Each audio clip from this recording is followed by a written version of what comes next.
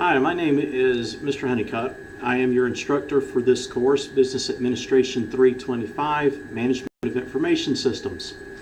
A little bit about me. I am a two-time Campbell alumni. I graduated with my Bachelor's of Business Administration back in 1993, and I, not too far in the distant past, completed my Master's of Business Administration back in 2013. Campbell has kind of become my home over the years. My education here has led me down a career path with 15 plus years of experience as a systems developer, systems analyst. I've worked in numerous industries, including textiles, utilities, wholesale distribution, and then my last round of employment was with a software development firm whose software package focused on wholesalers within the flooring industry. We at one point carried about 15 or 16 of the top 25 distributors in the flooring, like your carpet, hardwood, tile, and all of that. 15 or 16 of the top 25 distributors in that industry. So it was rather big time in what we did for a small shop. I am married. I have two kids. I have a son who is 24 and I have a daughter who is 21 here at Camp. She is currently a student here at Campbell. She's enrolled in the School of Education. My hobbies over the years have included Boy Scouts of America. I've been every position of leadership within a Cub Scout pack, within the Boy Scout troop, on the district level. I've served as district commissioner, a whole lot of time spent in the woods, camping, hiking, and at heart I still kind of miss some of that stuff, and at some point plan on getting back to the outdoors. Currently I am working on my Doctorate of Business Administration through Grand Canyon University, where my dissertation is going to be something along the lines of ethics in education and can it be taught at the high school level effectively. I'm currently a high school teacher as well as doing this part-time. My biggest things within the classroom, especially in a traditional setting, is integrity and student integrity and honesty. Now obviously that dynamic changes a little bit with it being an online course, but the expectations that you're going to be honest in your work and that you're going to correctly do your work, and the work you turn in is your work, is going to reside in your lap. And that kind of goes back into one of the driving forces behind me choosing ethics as my dissertation topic, because especially within the business realm, the notion of leaders making ethical decisions is still a huge topic, almost monthly in the media. And I think that in business in general, we're not doing that well of a job at mentoring ethical leadership. And so in this course, I am placing some of that trust in your laps, that when you're doing assessments and it says that you need to rely on your own intellect, that you're not using other sources to help you just get that grade. I believe that the classroom should be an experience for the experience of learning and not necessarily the experience of, okay, I've got this A, let me move on to my next A, because if that's your view on life, you're not going to gain a whole lot out of it. Now, speaking of your course and your course content and how you do get the grade that you honestly, ethically earned, I want to take you through a brief tour of the BlackBoard and BlackBoard setup, so you know where you can find what resources. And as always, if you ever have any questions, you can always go to course contacts and reach out to me, and I will respond and help you find the answers to your questions. Your homepage, well, let's do that. Let's switch to your view. Okay, so when you come in to your BlackBoard setting for your course, over here on the left-hand side, There will be a link for the syllabus and text. This is the textbook that we will use in my traditional classroom setting, the in-class classroom. The students, I require them to order Connect, McGraw-Hill's Connect subscription so that they can do some of their work online. That will not be required for this course. All you need is access to the textbook. If you order it through them for a hard copy, that's great. Go ahead and get it as soon as you can. Or if working online is something and looking at an ebook, which obviously will be a little bit cheaper, you can do that as well. I don't care which method you use, obviously, but you do need the textbook in order to look at some of the problems and work through some of that. But here you can find the information for the textbook, and here's the link to my online syllabus. I am not going to spend time reading all the way through it, but do pay attention to the grading scales, do pay attention to the attendance and expectations in writing, especially the section on writing. All right? It is amazing at how upperclassmen within the undergraduate level have such a struggle writing in a clear professional manner. And with this being a business course, you're going to be expected to have to write when you graduate in a business professional manner. So I want to help try to shape you in some of that on some of your assignments, but ultimately that is in your lap, and what you glean from it is what you glean from it. But the opportunity will be there. Under course contact, here's my contact information. You can reach out to me at any point. As a matter of fact, there's my son and daughter there, and myself. But there's information there on being able to contact me. I'm going to skip over virtual discussions for right now. We'll get into that here as we go through one of the weeks. When you go to course content, all of the material, the weeks are listed by module. We'll use week 1 as the example. This first link here, Introduction and Course Guide Information, is where you're finding this video, and you will find a printed text of some of the information that we cover in this video. For week 1, I list your learning objectives, I list a brief description and the chapter we're covering in the textbook. We will cover every chapter except for chapter 7. Within this, I do encourage you to go through each of these in order. I have tried to arrange it so that it's a natural progression for you. But here on the left-hand side, you'll see the table of contents, and you can see where I'm not able to click on a link until I have gone to some of these and progressed through it. Within the ones that are labeled lecture, like this is Business Driven MIS lecture, there will be a link to the, I'm sorry, I got distracted myself. There will be a link to the PowerPoints, and you'll have access to that. And then there will be links to a video of the lecture, as well as any other material that might help you through the lecture part. As you progress through, some of these are assignments, like this one is an assignment. You'll do the work. I've created the prompt here, but again, I would encourage you to go back to the book and read through this for yourself when you get to that point. If I have special notes here, they'll be listed there, and you'll simply write the submission and submit it.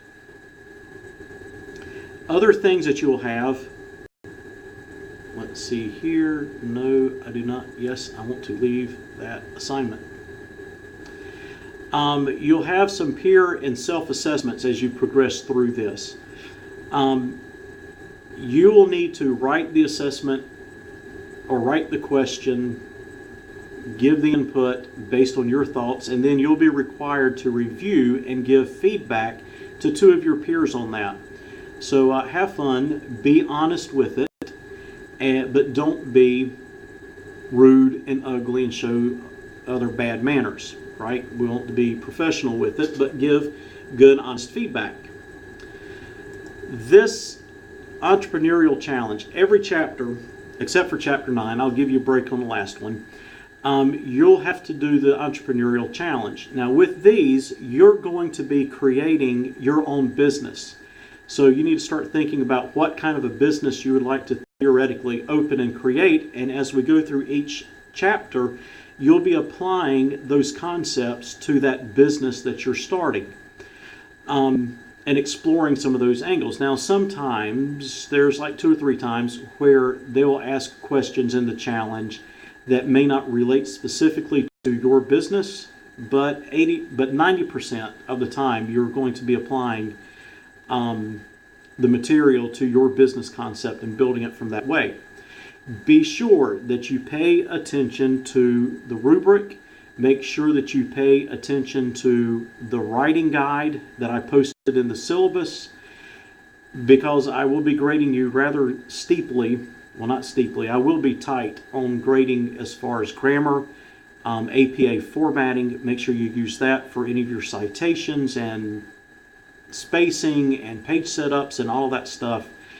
And also in these, make sure that you're researching other sources to use to help formulate your answers.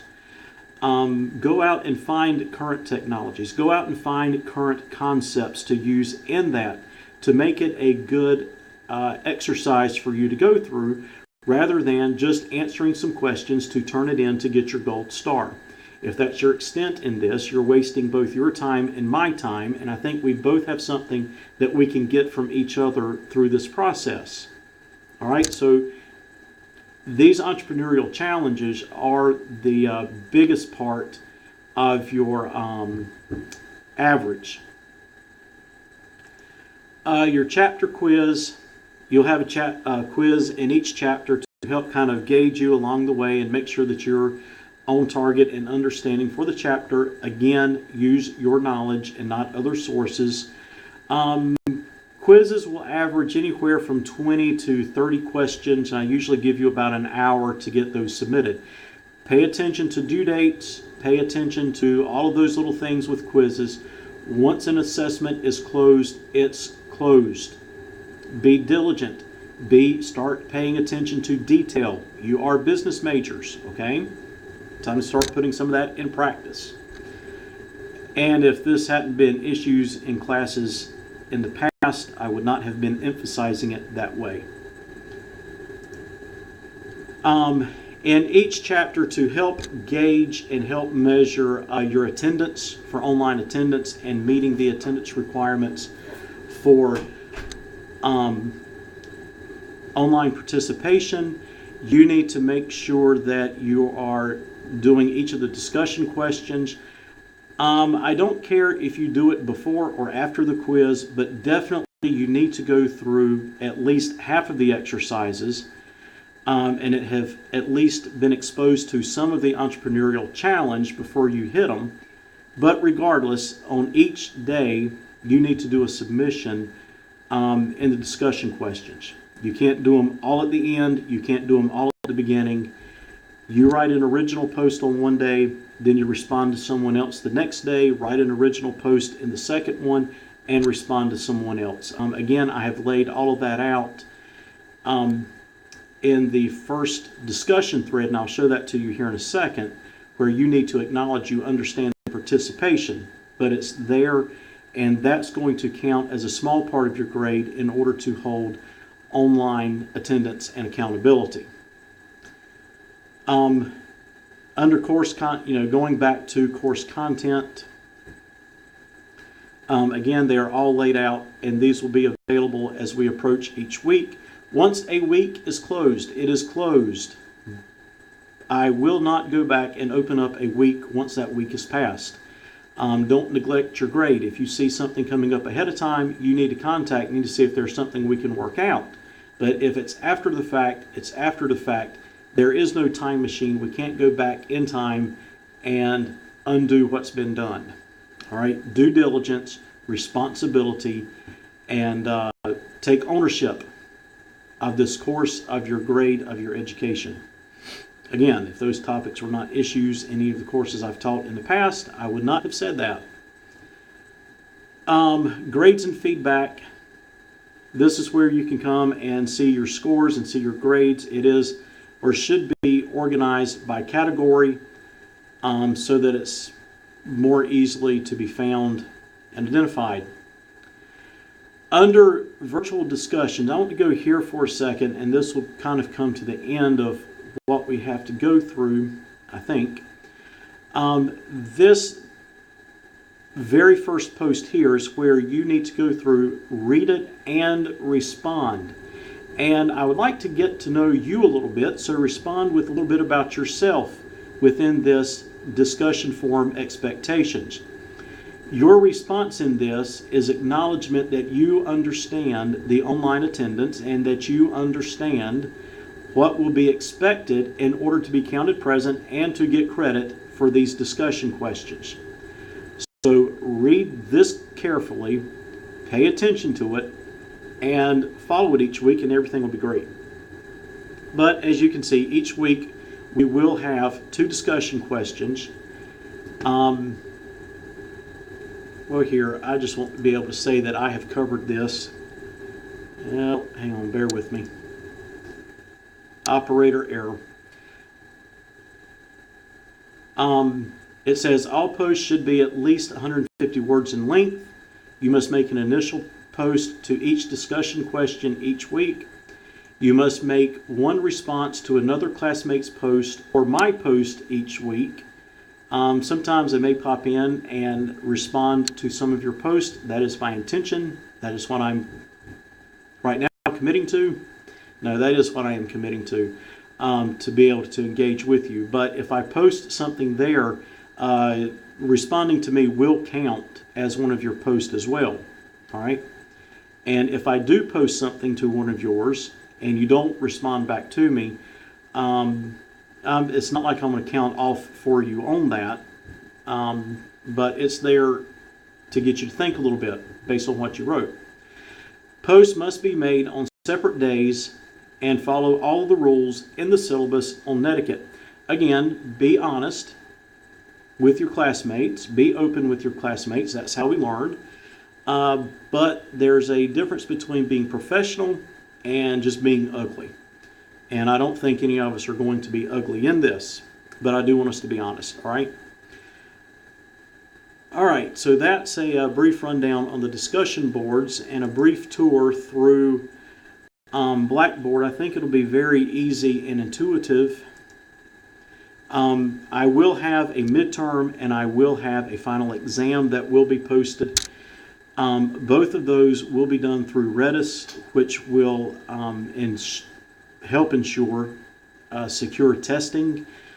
You are going to have to take those exams on a web camera, and I will have more instructions on that because I'm going to have ways for you to display your room so I can ensure testing integrity and that you're being as honest as you can be in taking the exam, and that you're taking it and not one of your friends or someone else. All right, so all that's there just to help ensure the honesty and integrity of the course and maintain that.